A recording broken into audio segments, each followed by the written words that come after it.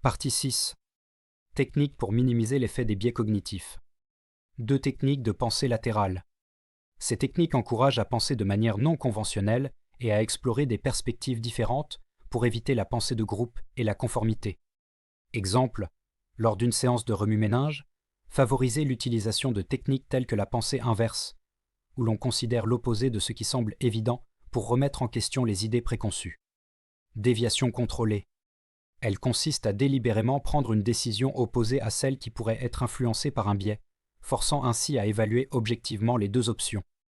Exemple, si vous avez tendance à choisir toujours la même marque de produit, essayez de choisir une marque différente pour évaluer si vos préférences sont basées sur des faits ou sur des biais.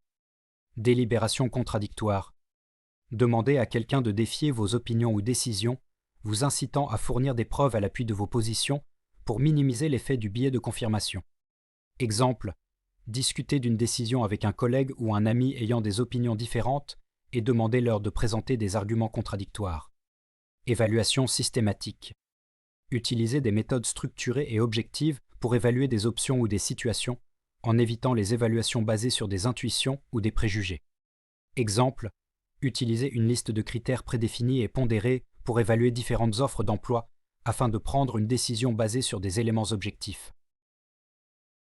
Évaluation à l'aveugle. Lorsque c'est possible, évaluez les options ou les performances sans connaître les informations personnelles ni les préjugés sur les individus ou les situations impliquées. Exemple, lors de la sélection de CV pour un processus d'embauche, masquez les informations personnelles et évaluez les candidats uniquement en fonction de leurs compétences et de leur expérience. 6. Pleine conscience et autocontrôle. Pratiquez la pleine conscience pour devenir plus conscient de vos pensées, émotions et réactions. Apprenez à reconnaître quand les biais cognitifs peuvent être en jeu et à prendre du recul. Exemple, lors d'une discussion émotionnelle, prenez un moment pour observer vos pensées et vos émotions sans agir de manière impulsive. Cette sollicitation de probabilité. Lorsque vous faites des prévisions ou des estimations, essayez d'obtenir des probabilités concrètes ou des données quantitatives au lieu de vous fier à des jugements vagues ou à des impressions subjectives.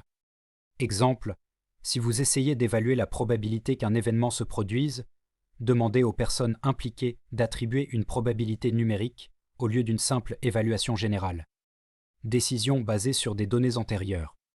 Lorsque c'est possible, basez vos décisions sur des données concrètes et des expériences antérieures objectives plutôt que de vous fier uniquement à des intuitions ou à des pressentiments. Exemple, dans l'évaluation de la performance d'un employé, considérez des métriques mesurables telles que le nombre de projets terminés plutôt que simplement l'impression générale. 9. Coaching pour la conscience. Recevez des retours et du coaching de la part de collègues ou d'experts qui peuvent reconnaître vos biais et vous aider à en prendre conscience. Exemple, participez à un programme de mentorat où un mentor peut vous aider à identifier les situations où vous pourriez être influencé par des biais. Évaluation après la décision. Après avoir pris une décision, évaluez rétrospectivement comment vous en êtes arrivé à cette conclusion. Demandez-vous si les biais cognitifs ont pu influencer et ce que vous auriez pu faire différemment. Exemple, après avoir choisi une solution dans un projet, réfléchissez à la manière dont vous avez pris cette décision et si vous auriez pu agir en fonction de biais. N'oubliez pas que les techniques peuvent varier en fonction du contexte et des situations spécifiques. Le secret est de développer la conscience et l'habitude de remettre en question vos propres évaluations et décisions pour réduire l'impact des biais cognitifs.